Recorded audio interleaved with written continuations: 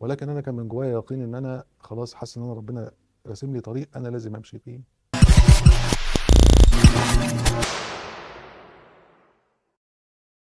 الكلمه الطيبه فعلا بتفرق معانا كلنا كتير، وفرقت معايا انا شخصيا.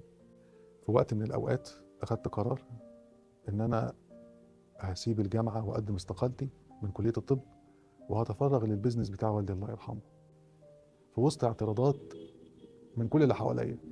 ولكن انا كان من جوايا يقين ان انا خلاص حاسس ان انا ربنا راسم لي طريق انا لازم امشي فيه.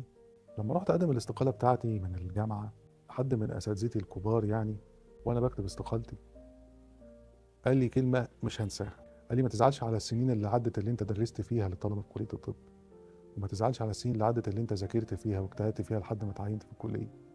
كل ده بيندرج تحت بند بناء الشخصيه والخبرات اللي انت بتكتسبها، اللي هتفيدك بعد كده في شغلك ايا كان ايه هو.